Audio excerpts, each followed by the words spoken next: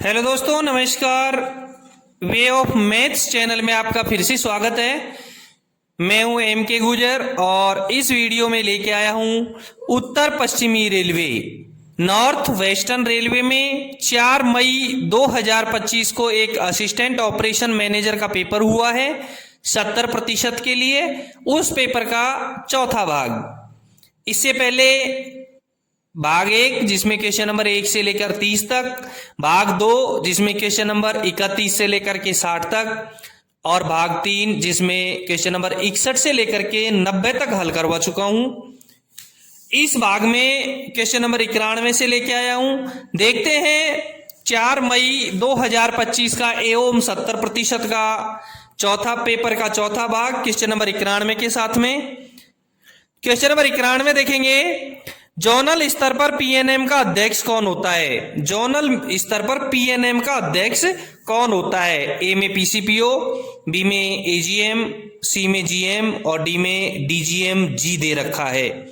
Zonal स्तर पर PNM का जो अध्यक्ष होता है वो जीएम होता है और मंडल स्तर पर जो पीएनएम का अध्यक्ष होता है वो डीआरएम होता है। 91 नंबर के क्वेश्चन का करेक्ट आंसर रहेगा सी, जोनल स्तर पर पीएनएम का अध्यक्ष जीएम होता है।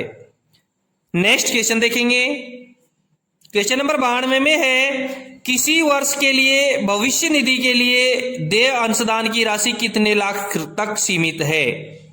ए 10, बी में 12 लाख, सी में 6 लाख और डी में 5 लाख। 5 लाख इसका करेक्ट आंसर रहेगा। भविष्य निधि के लिए देय अंशदान की राशि 5 लाख रहेगी। किसी वर्ष के लिए भविष्य निधि के लिए देय अंशदान की राशि 5 लाख से तक सीमित रहेगी। 92 नंबर के क्वेश्चन का करेक्ट आंसर रहेगा डी, 5 लाख। नेक्स्ट क्वेश्चन देखेंगे, क्वेश्चन नंबर 93 में है, कौन सा आचरण नियम प्रत्येक रेलवे कर्मचारी को हर समय पूर्ण सत्यनिष्ठा बनाए रखने की अपेक्षा रखता है। ए में नियम 3 के 1 का 1, बी में नियम 3 के 1 का 9, सी में दे रखा है नियम 3 के 1 का 6 और डी में दे रखा है नियम 3 के 1 का 10। 93 के ए में नियम 3 के 1 का 1 दे रखा है। रेलवे आचरण नियम 3 के 1 का 1 के अनुसार प्रत्येक रेल कर्मचारी से अपेक्षा की जाती है कि वह हर समय पूर्ण सत्यनिष्ठा बनाए रखे, अपने कर्तव्य के प्रति समर्पण प्रदर्शित करे और ऐसा कोई भी कार्य न करे जो उसके पद के लिए अशोभनीय हो। और करेक्ट आंसर भी इसका यही रहेगा। सी में रूल 3 के 1 का 6 दे रखा है। रेलवे आचरण नियम 3 के 1 का 6 के अनुसार कोई भी रेल कर्मचारी किसी सार्वजनिक या व्यक्तिगत जांच में सरकार की पूर्व मंजूरी के बिना साक्ष्य नहीं दे सकता है, सिवाय इसके कि अगर उसने उपनियम 3 के तहत ऐसा करने की अनुमति प्राप्त कर ली हो। ये नियम रेलवे कर्मचारियों को सरकारी जांचों को प्रभावित करने से बचाने और आधिकारिक गोपनीयता बनाए रखने के लिए बनाया गया है। और अंतिम नियम है 3 के 1 का 10। रेलवे आचरण नियम 3 के 1 का 10 के अनुसार प्रत्येक रेल कर्मचारी से उपेक्षा की जाती है कि वह अपनी सर्वोत्तम योग्यताओं के अनुसार उच्चतम व्यावसायिकता और समर्पण के साथ अपने कर्तव्यों का पालन और निर्वहन करेगा। यह नियम कर्मचारियों को उच्च पेशेवर मानकों और समर्पण के साथ अपने काम को करने का निर्देश देता है। तो 93 नंबर के क्वेश्चन का करेक्ट आंसर हुआ ए। लिखा है, रूल 3 के 1 का 1 के अनुसार प्रत्येक रेलवे कर्मचारी से उपेक्षा की जाती है कि वह हर समय पूर्ण सत्यनिष्ठा बनाए रखे, अपने कर्तव्य के प्रति समर्पण प्रदर्शित करे और ऐसा कोई भी कार्य न करे जो उसके पद के लिए अशोभनीय हो। 93 नंबर के क्वेश्चन का करेक्ट आंसर हुआ ए। नेक्स्ट क्वेश्चन देखेंगे, क्वेश्चन नंबर 94 में है, कौन सा आचरण नियम रेलवे कर्मचारी को दहेज देने या लेने या देने या लेने के लिए उकसाने पर रोक लगाता है। ए में नियम 13 के 1 का 1, बी में नियम 3 के 1 का 9, सी में दे रखा है नियम 3 के सी का 1 और डी में रूल 5। ए में जो दे रखा है नियम 13, रेलवे आचरण नियम 13A का 1 के अनुसार कोई भी रेल कर्मचारी दहेज देने या लेने या दहेज के लिए प्रेरित करने का कार्य नहीं करेगा, या दुल्हन या दूल्हे के माता पिता या अभिभावकों से प्रत्यक्ष या अप्रत्यक्ष रूप से दहेज की मांग नहीं करेगा। इस नियम में दहेज शब्द का अर्थ वही है जो दहेज प्रतिषेध अधिनियम 1961 में परिभाषित किया गया है। सी में रूल 3C का 1 दे रखा है। रेलवे आचरण नियम 3C के 1 के अनुसार कोई भी रेलवे कर्मचारी किसी भी कार्यस्थल पर किसी महिला के यौन उत्पीड़न में लिप्त नहीं होगा। यह नियम कामकाजी महिलाओं के यौन उत्पीड़न को रोकने के लिए बनाया गया है और इस नियम के तहत कार्यस्थल का प्रभारी प्रत्येक रेलवे कर्मचारी ये सुनिश्चित करेगा कि ऐसे किसी भी कृत्य को रोका जाए। और डी में रूल 5 दे रखा है। रेलवे आचरण नियम 5 में किसी कर्मचारी की राजनीतिक और विधायी गतिविधियों में भाग लेने पर रोक लगाने की बात कही गई है। इसमें कहा गया है कि कोई भी रेलवे कर्मचारी किसी विधायिका या स्थानीय प्राधिकारी के चुनाव में प्रचार या हस्तक्षेप नहीं करेगा और न ही उसके संबंध में अपने प्रभाव का उपयोग करेगा। क्लियर हुआ? दहेज लेने या देने के लिए उकसाने पर रोक लगाता है वो नियम है रूल 13A का 1। 94 नंबर के क्वेश्चन का करेक्ट आंसर रहेगा ए। नेक्स्ट क्वेश्चन देखेंगे।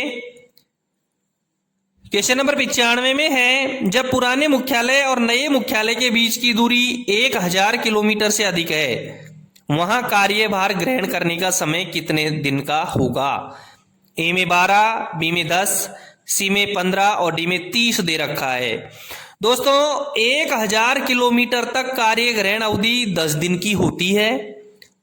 1000 से अधिक और 2000 किलोमीटर तक 12 दिन की होती है और 2000 किलोमीटर से अधिक यदि मुख्यालय होता है तो 15 दिन की होती है, बशर्ते उसमें हवाई यात्रा का टिकट दिया नहीं हो। हवाई यात्रा यदि उसने की है तो 12 दिन की मानी जाएगी, 2000 किलोमीटर से अधिक नहीं तो 15 दिन की मानी जाएगी।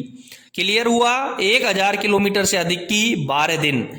95 नंबर के क्वेश्चन का करेक्ट आंसर रहेगा ए 12 दिन।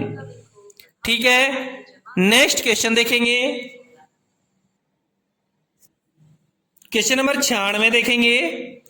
ट्रैफिक कॉस्टिंग कार्यालय निम्नलिखित में से कौन से डेटा प्रदान करता है? ए में सीकिंग बजटरी सपोर्ट यानी बजटीय सहायता की मांग, बी में दे रखा है इंक्रीजिंग प्रॉफिट लाभ में वृद्धि, सी में दे रखा है प्रॉफिटेबिलिटी एनालिसिस फॉर ट्रैफिक यातायात का लाभप्रद विश्लेषण और डी में दे रखा है मिनिमाइजेशन ऑफ सोशल ऑब्लाइजेशन सामाजिक दायित्व को न्यूनतम करना। ट्रैफिक कॉस्टिंग कार्यालय का कौन से डेटा प्रदान करता है? जो सी में दे रखा है प्रॉफिटेबिलिटी एनालिसिस फॉर ट्रैफिक यातायात का लाभप्रद विश्लेषण, ये डाटा प्रदान करता है। 96 नंबर के क्वेश्चन का करेक्ट आंसर हुआ सी प्रॉफिटेबिलिटी एनालिसिस फॉर ट्रैफिक। ठीक है, नेक्स्ट क्वेश्चन देखेंगे। क्वेश्चन नंबर 97 में है संविधान के किस अनुच्छेद के तहत भारत की संचित निधि स्थापित की गई है? ए में 264 है, बी में 266 का 1, सी में 356 और डी में 270 दे रखा है। ए में 264 दे रखा है। भारतीय संविधान का अनुच्छेद 264 भारतीय संविधान के भाग 12 के लिए एक व्याख्यात्मक लेख है जो केंद्र और राज्यों के बीच वित्तीय संबंधों से संबंधित है। यह अनुच्छेद मुख्य रूप से बताता है कि इस भाग में प्रयुक्त वित्त आयोग शब्द का अर्थ अनुच्छेद 280 के तहत गठित वित्त आयोग होगा। संचित निधि इसमें स्थापित नहीं की गई है। क्लियर हुआ? बी में 266 का 1 दे रखा है। भारतीय संविधान का अनुच्छेद 266 का 1 भारत की संचित निधि की स्थापना करता है जो कि सरकार का मुख्य लेखा है जिसमें सभी कर राजस्व सरकार द्वारा प्राप्त ऋण और ऋणों के पुनर्भुगतान से प्राप्त धन शामिल होता है। क्लियर? करेक्ट आंसर हुआ इसका बी। सी में अनुच्छेद 356 दे रखा है। अनुच्छेद 356 राज्य में संवैधानिक तंत्र की विफलता होने पर राष्ट्रपति शासन लागू करने की प्रक्रिया से संबंधित है। और डी में अनुच्छेद 270 दे रखा है। भारतीय संविधान का अनुच्छेद 270 उन करों से संबंधित है जो केंद्र सरकार द्वारा लगाए जाते हैं और एकत्र किए जाते हैं, लेकिन फिर वित्त आयोग की सिफारिशों के आधार पर केंद्र और राज्यों के बीच वितरित किए जाते हैं। करेक्ट आंसर इसका क्लियर हुआ 266 का 1। भारतीय संविधान के अनुच्छेद 266 के 1 के तहत भारत की संचित निधि की स्थापना की जाती है। Correct answer B. Next question देखेंगे। क्वेश्चन नंबर 98 में है, सरकार की वित्तीय शक्तियां जो किसी अधीनस्थ प्राधिकारी को नहीं सौंपी गई है खाली जगह में निहित हैं। ए में फाइनेंस मिनिस्ट्री, बी में आरबीआई, सी में सीएजी और डी में लोकसभा। करेक्ट आंसर रहेगा इसका वित्त मंत्रालय, फाइनेंस मिनिस्ट्री। सरकार की वित्तीय शक्तियां जो किसी अधीनस्थ प्राधिकारी को नहीं सौंपी गई हैं वित्त मंत्रालय में निहित हैं। करेक्ट आंसर हुआ ए। नेक्स्ट क्वेश्चन देखेंगे। क्वेश्चन नंबर 99 में है, साइडिंग मालिकों के साथ अनुबंध के लिए कौन से विभाग जिम्मेदार हैं। ए में ऑपरेटिंग एंड कॉमर्शियल, बी में इंजीनियरिंग एंड कॉमर्शियल, सी में ऑपरेटिंग एंड इंजीनियरिंग और डी में इंजीनियरिंग एंड अकाउंट्स। साइडिंग के मालिकों के साथ जो अनुबंध में विभाग हैं, जिम्मेदारी है वो इंजीनियरिंग की और कॉमर्शियल की है।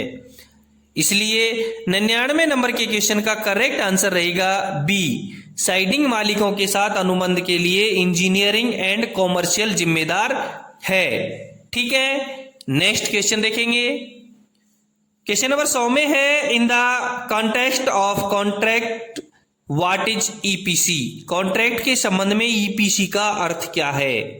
ए में इंजीनियरिंग प्रोक्योरमेंट कंस्ट्रक्शंस, बी में इंजीनियरिंग प्रोडक्शन कंसल्टेंसी, सी में इमरजेंसी प्रोक्योरमेंट कॉन्ट्रैक्ट और डी में essential property contract.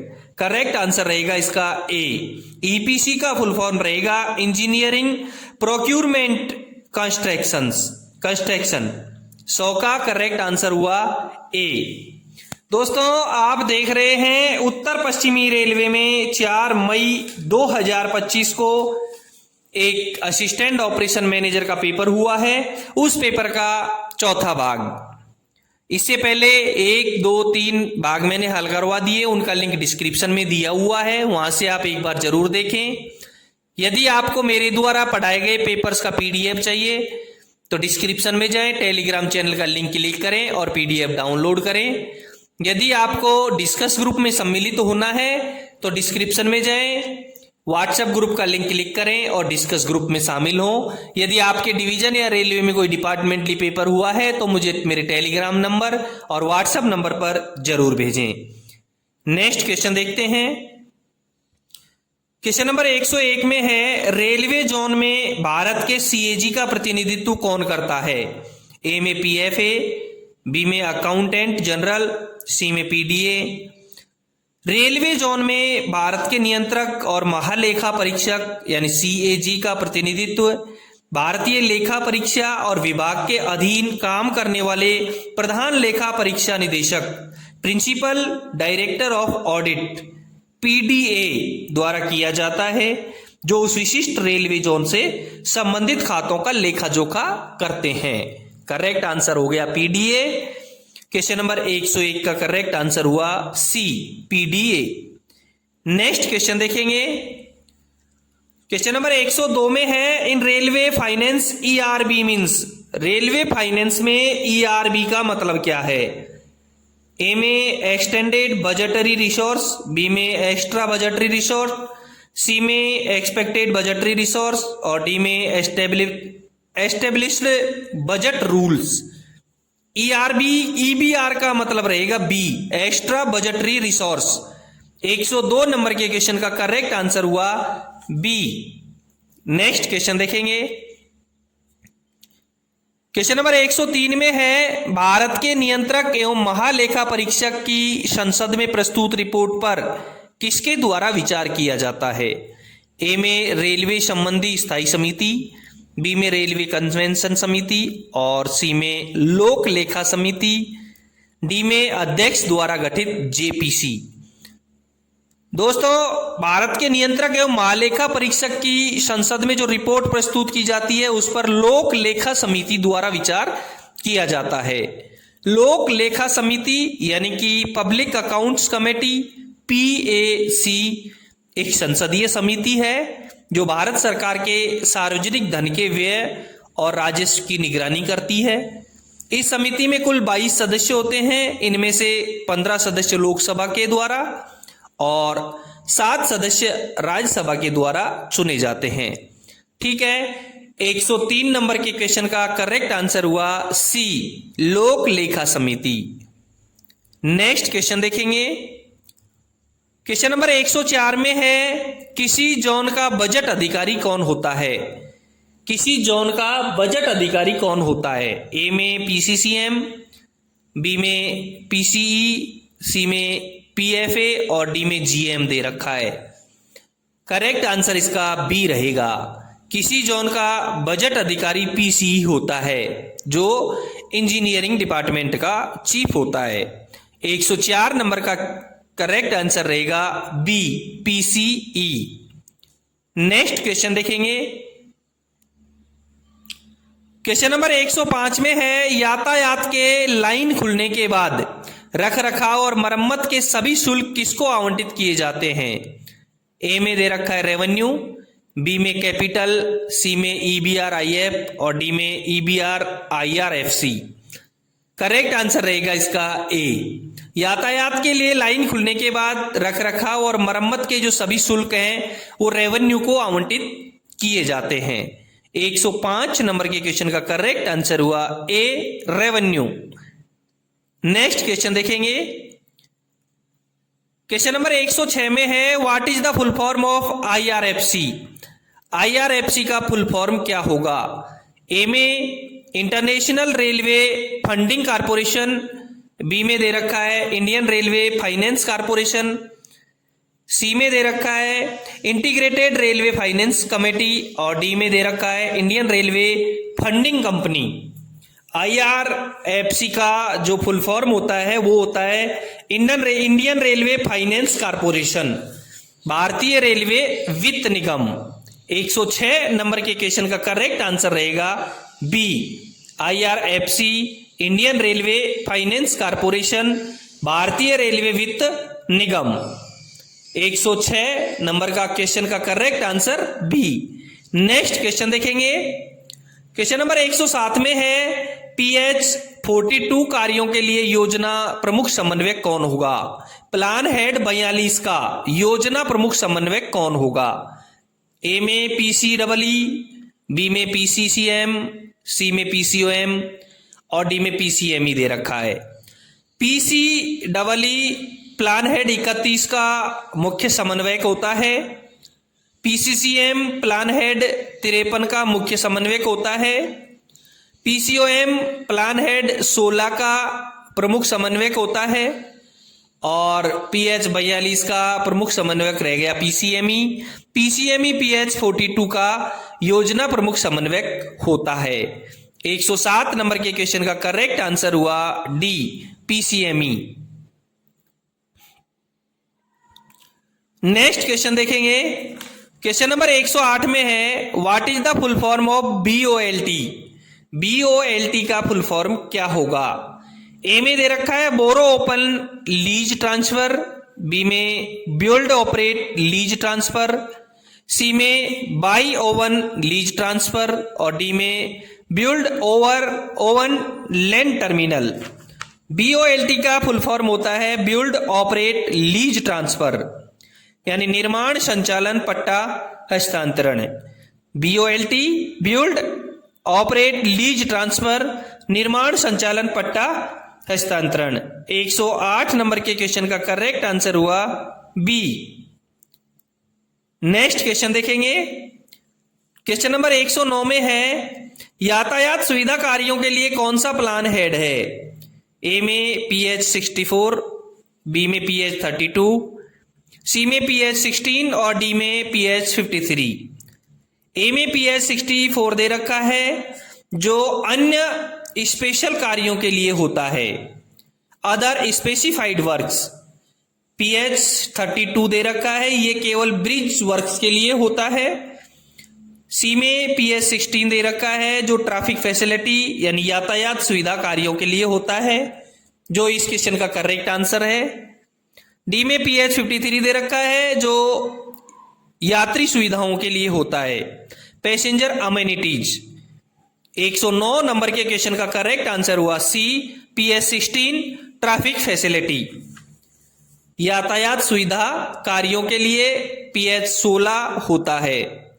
Next question देखेंगे। क्वेश्चन नंबर 110 में है GFR स्टैंड फॉर, यानी GFR का फुल फॉर्म क्या है?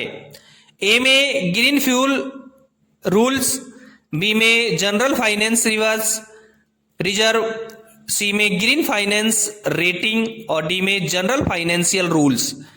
GFR का फुल फॉर्म होता है जनरल फाइनेंशियल रूल्स, सामान्य वित्तीय नियम। सामान्य वित्तीय नियम। 110 नंबर के क्वेश्चन का करेक्ट आंसर हुआ डी। ठीक है दोस्तों, ये था 4 मई 2025 को उत्तर पश्चिमी रेलवे में एवं 70% के लिए एक पेपर हुआ है। उस पेपर का चौथा भाग और पूर्ण पेपर। फिर मिलते हैं अगले वीडियो में किसी नए पेपर के साथ में। धन्यवाद।